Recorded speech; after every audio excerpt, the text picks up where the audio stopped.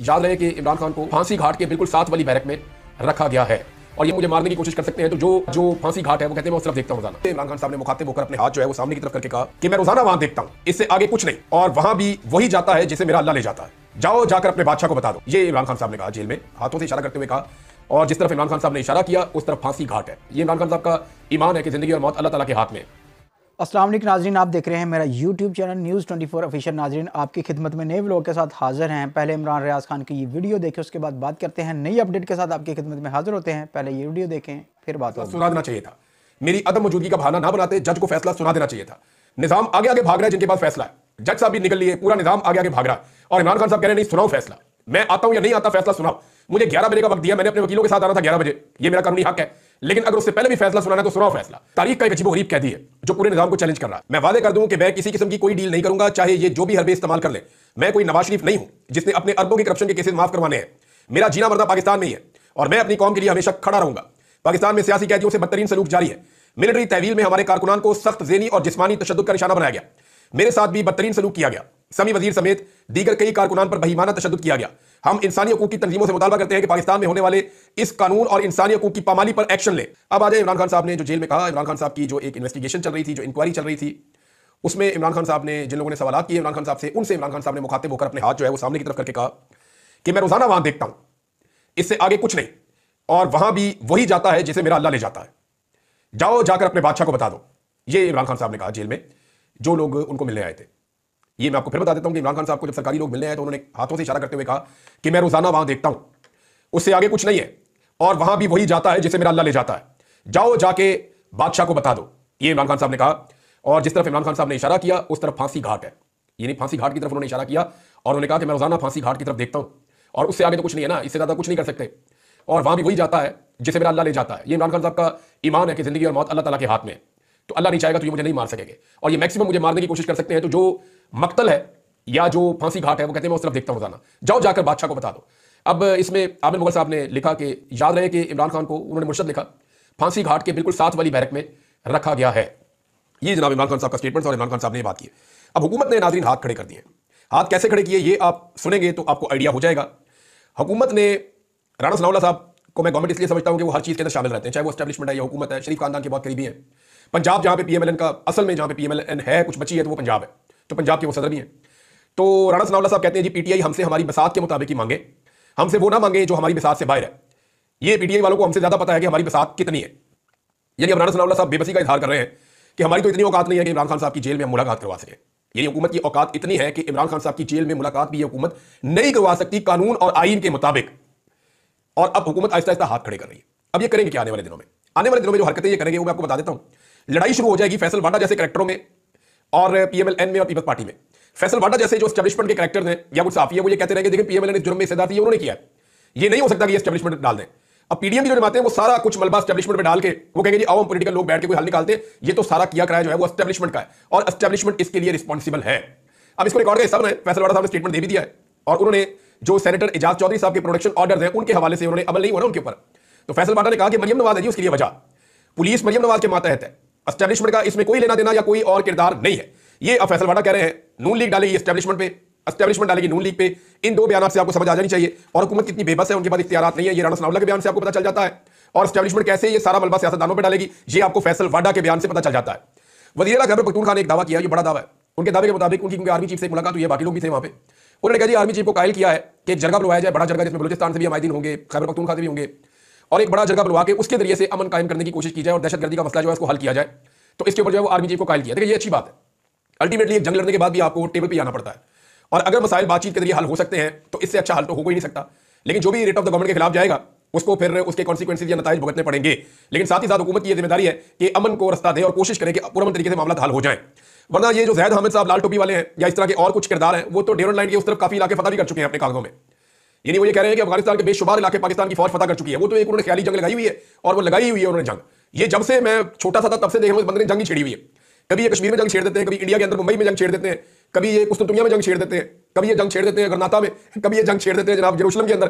तो ये सरकार रहते ही जंग में, और अब इन्होंने जो है वो सारी तोपों का रुख मोड़ के अफगानिस्तान की तरफ कर दिया हुआ है और सोशल मीडिया के ऊपर ये इलाके एक के बाद एक इलाका अपने ड्राइंग रूम में बैठ के फतह करते चले जा रहे हैं। लेकिन ये सेम अप्रोच है जो अली अमीन गंडापुर ने कहा। अच्छा, एक तस्वीर आई है नाज़रीन, उस तस्वीर के ऊपर बहुत ज्यादा लोग क्रिटिसाइज कर रहे हैं, तो मैंने इस पर तहकीक की कि ये कोई क्रिटिसिज्म झूठा तो नहीं हो रहा, लेकिन वो बात ठीक है। अब आप ये देखें कि इस मुलाकात में सेंटर में आर्मी चीफ बैठे हुए, उनके दाएं जाने पर अली अमीन गंडापुर, बाएं जाने पर गवर्नर, और गवर्नर के साथ जो है वो वफाकी वजीर दाखिला मोहसिन नकवी, और अली अमीन के दाएं जाने भी कोई जो है वो मिलिट्री के कोई ऑफिसर है। अब इसके मुकाबले में सोशल मीडिया पे लोगों ने एक तस्वीर लगाई है जिसमें इंडिया में ये एक सीएम है इंडिया के, इनका जनाब नाम है, मैंने फिर अखबार निकाला, इंडिया टुडे के अंदर ये खबर छपी हुई है। मणिपुर के जो वो चीफ मिनिस्टर हैं एन बायरन सिंह, इनकी जो तस्वीर लगी हुई है आर्मी चीफ के साथ मुलाकात में, उसमें जो सेंट्रल वाली चेयर है उसके ऊपर सीएम साहब बैठे हुए हैं और दोनों तरफ जो है वो फौजी बैठे हुए हैं। वो इस तरह मुलाकात कर रहे हैं, यानी मेन जो चेयर है, जो प्रोटोकॉल है, वो उन्हें मिल रहा है। मैंने एक और भी तस्वीर देखी, यहाँ पे ये इंडिया के वजीर दिफा है, उनकी मुलाकात हो रही है इंडिया के आर्मी चीफ के साथ। तो ये राजनाथ सिंह है जी, इंडिया का वजीर दिफा। अब आप देखें कि टेबल के सेंटर में राजनाथ सिंह बैठा है और उसके दाएं बाएं जो है वो आर्मी चीफ, और आर्मी चीफ का जो सेकंड है वो भी, और लेफ्टिनेंट जनरल्स और vice chief of the army staff, तो ये सारे लोग बैठे हुए हैं। यानी 3 बड़े ऑफिसर फौज के उनके बाएं बैठे हुए हैं, 3 बड़े फौजी ऑफिसर उनके दाएं बैठे हुए हैं। तो ये एक वजीर दिफा की कैसे जरूरत हो गई कि इतने बड़े मुल्क का आर्मी चीफ, उसकी फौज भी बहुत बड़ी है, उसके हथियार भी बहुत तगड़े हैं, उसका बजट भी बहुत बड़ा है, वो एटमी कुव्वत का मालिक है, इतने बड़े मुल्क की इतनी बड़ी और तगड़ी फौज का आर्मी चीफ, वो वजीर दिफा को मेन चेयर पे बिठा के खुद साइड पे कैसे बैठ सकता है? तो ये इंडिया के अंदर ये कल्चर है। और हम इंडिया के साथ अपने आप को अगर कंपेयर करें तो पाकिस्तान में आर्मी चीफ का लोग यहां पे लिख रहे हैं जगह जगह पे कि इनका 22वां ग्रेड है, तो 22वें ग्रेड का ऑफिसर कैसे चेयर कर सकता है या सेंटर में बैठ सकता है अवामी मुंतखब नुमाइंदगी की मौजूदगी में? तो यहां पे प्रोटोकॉल के तौर पर कहा जा रहा है कि वजीर आला को सेंटर में बैठना चाहिए था और आर्मी चीफ को साइड पे बैठना चाहिए था। और अगर ये सिलसिला शुरू हो गया तो इसका मतलब है पाकिस्तान में सिविलियन सुपरमेसी आ जाएगी और फिर पाकिस्तान जो है वो एक हकीकी जमहूरी मुल्क कहलाने के लायक होगा और पाकिस्तान आगे बढ़ सकेगा। ये वो प्रोटोकॉल है जिनको पूरी दुनिया में फॉलो किया जाता है, लेकिन पाकिस्तान में यहाँ पे ये समझा जाता है कि आर्मी चीफ जो है वो सबसे बड़े, यहाँ पे इस मुल्क में तो लोग जो है वो ये भी कहते हैं कि आर्मी चीफ जो है वो कौम का बाप होता है। ऐसी बातें लोगों ने की हुई है। और कोई लोग कहते हैं बाप होता है, कोई कहता है कुछ होता है, कुछ होता है, लोग अपनी अपनी राय है उनकी। आर्मी चीफ ही होता है और ये एक सरकारी नौकरी है, और जब ये ओहदा खत्म हो जाता है तो दूसरा आर्मी चीफ आ जाता है, तो बार बार बाप बदला तो नहीं जा सकता ना। तो ये लोगों की अपनी अपनी राय है, उसके ऊपर आप कुछ कह नहीं सकते। लेकिन ये प्रोटोकॉल है कुछ, इंडिया में ये प्रोटोकॉल मुख्तलिफ है, पाकिस्तान में ये प्रोटोकॉल अलग तरीके के हैं, तो इसी डिफरेंस को लेकर लोग एतराज कर रहे थे। अच्छा नाज़रीन, एक और चीज़ है, सोशल मीडिया पे पाकिस्तान तहरीक इंसाफ की एक ट्रांसमिशन चली है जिसमें शेख वकास अकरम साहब थे और सलमान अकरम राजा साहब थे। इसमें बहुत सारे जख्मियों ने और एनी शाहिदीन ने, जो 26 नवंबर में जिनके साथ सानिया हुआ, उन्होंने अपने बयान दिए। इस ट्रांसमिशन में लोगों ने ऐसी खौफनाक तस्वीर कुशी की है और वो ये बता रहे हैं कि कैसे सिक्योरिटी फोर्सेज ने उनके ऊपर डायरेक्ट गोलियां चलाई, कैसे उनको जख्मी किया, कैसे उनके सामने लोग शहीद हुए। इमरान खान नामी एक एनी शाहिद था, उसने बताया उसके यहाँ से गोली लगी, मुंह के एक तरफ से दूसरी तरफ से निकल गई और वो अभी हीलिंग प्रोसेस में, उसका इलाज चल रहा है। और कुछ लोग ऐसे हैं जो बेचारे पैरालाइज हो गए हैं, वो चल फिर नहीं सकते, कुछ को जो है वो उनके आधा को नुकसान पहुंचा है, वो जिंदगी भर उनको ये नुकसान उनका रहेगा। तो ये लोग बता रहे थे, उसने कहा 1 मिनट के अंदर 5 वर्कर्स को मेरे सामने गोली लगी है और वो गिर गए। मेरे पास उसकी वीडियो भी मौजूद है, इमरान खान नामी ये जख्मी शख्स बता रहा था। तो बहुत सारे लोगों ने ऐसे हौलनाक किस्म के हकायक बताए हैं कि इंसान जब उसको सुने तो रूह कांप जाती है कि हमारी अपनी सिक्योरिटी फोर्सेज क्या इस तरीके से लोगों के ऊपर डायरेक्ट फायरिंग कर सकती है। तो इसमें उमर अयूब साहब ने स्टेटमेंट एक मरतबा फिर दिया कि स्नाइपर के साथ, यानी स्नाइपर राइफल से टारगेट करके हमारे लोगों को गोलियां मारी गई हैं, जिन लोगों को गिरफ्तार किया गया उनके नाखून निकाले गए हैं, और अब तक जो लापता अफराद हैं जिनकी 50 के करीब या इससे कम तादाद बताई जाती है, उनके बारे में पाकिस्तान तहरीक इंसाफ के पास कोई इंफॉर्मेशन नहीं है कि वो कहां हैं। हुकूमत ने उनको ढूंढने के लिए भी अभी तक कुछ नहीं किया। वैसे हुकूमत के सामने एक शर्त रखनी चाहिए थी कि हमारे ये लापता अफराद फौरी तौर पर बाजियाब किए जाए और हमारे हवाले किए जाए, बल्कि लिस्ट हुकूमत को देनी चाहिए थी। अब नाज़रीन, मामला यह है कि एस्टैब्लिशमेंट जल्द अज जल्द ये मामला हल करना चाहती है, क्योंकि देखिए जो बाइडन के जाने के बाद मामला खराब हो जाएंगे। पाकिस्तान तहरीक इंसाफ की क़यादत के ऊपर अब दबाव डाला जा रहा है कि कुछ भी करके ओवरसीज पाकिस्तानियों को टोन डाउन किया जाए। ओवरसीज पाकिस्तानी जो आलमी सतह के ऊपर आवाज उठा रहे हैं, या जो सेमिनार्स हो रहे हैं, या जो कांग्रेशनल मीटिंग होने जा रही है, पार्लियामेंट्री मीटिंग होने जा रही है 15 तारीख को, ये जितनी भी चीजें आज के दिन में होने जा रही है, ये जितनी भी चीजें चल रही है, इन सबको नीचे लाया जाए और ओवरसीज पाकिस्तानियों को रोका जाए, उनके मामलों को नरम किया जाए। क्योंकि जिस तरफ ओवरसीज पाकिस्तानी चल पड़े हैं, इस रास्ते पे पाकिस्तान के अंदर बहुत सारी शख्सियात के लिए बहुत सारी मुश्किलात पैदा हो जाएगी और उनके लिए सख्त नताइज होंगे इन चीजों का। फैसल बाडा ने दावा किया है कि 20 जनवरी तक कुछ भी नहीं होगा। ये दावा उनका दुरुस्त भी हो सकता है कि निजाम 20 जनवरी तक कुछ भी ना हो, 17 को हो सकता है इमरान खान साहब को सजा सुना दी जाए, मामला फिर आगे बढ़ता रहे, हाई कोर्ट के अंदर चला जाए, लेकिन अल्टीमेटली इसमें पाकिस्तान के लोगों की फतह होनी है। ये लड़ाई देखें, एक चीज एस्टैब्लिशमेंट को भी समझनी चाहिए और जितनी जल्दी वो समझेंगे उनके लिए बेहतर है कि जितनी लंबी ये लड़ाई चलेगी उतना ज्यादा लोगों में शऊर आएगा। जितनी दूर तक ये लड़ाई जाएगी ना, लोग उतना अंदर तक इस सिस्टम को समझने में कामयाब हो जाएंगे। लोगों को समझ आ जाएगी कि एक्चुअली देखें, फर्ज करें ये लड़ाई 2022 में खत्म हो जाती, फ्री एंड फेयर इलेक्शन हो जाते, तो लोग कभी भी इतना कुछ ना जानते एस्टैब्लिशमेंट के बारे में जितना आप जानते हैं। मैंने एक सर्वे करवाया, उस सर्वे के नतीजे मेरे पास अभी मौजूद है, मैं आपको पढ़ के सुना देता हूं। मैंने सवाल, क्योंकि पिछले वीलॉग में मैंने आपसे सवाल किया था तो आप लोगों ने भी उसके जवाब दिए, लेकिन यहां मैंने जो सवाल किया उसके अंदर बहुत बड़ी तादाद में लोगों ने जवाब दिए हैं, हजारों लोगों ने। तो इसमें जो जवाब है लोगों के, आप हैरान हो जाएंगे। सवाल मेरा ये था कि आप पाकिस्तान के मौजूदा हालात और बहरानों के लिए किसे जिम्मेदार समझते हैं?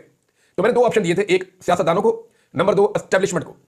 95% पाकिस्तानी कह रहे हैं, हजारों लोगों में से, कि वो एस्टैब्लिशमेंट को जिम्मेदार समझते हैं पाकिस्तान जिन बहरानों में घिरा हुआ है आज, या जो पाकिस्तान के हालात हैं इनके लिए एस्टैब्लिशमेंट जिम्मेदार है। सियासतदानों का, यानी नवाज शरीफ कितने गैर मकबूल है, जरदारी कितने गैर मकबूल है, मरियम नवाज कितनी गैर मकबूल है, हालांकि ये लोग बदतरीन अपनी मकबूलियत के निचले लेवल पे चले गए हैं, इसके बावजूद 95। जी बिल्कुल नाजरीन, आपने देखा कि किस तरह इमरान रियाज खान का जो आज का जो व्लॉग था वो आपकी खिदमत में हमने पेश किया। यकीनन आपको हमारे ये वीडियो, हमारे ये व्लॉग अच्छे लग रहे होंगे। इसी के साथ अपने मेज़बान ज़ाहिर रशीद को इजाज़त दीजिएगा। अगले व्लॉग के साथ आपकी खिदमत में हाज़िर होंगे। अल्लाह हाफिज़।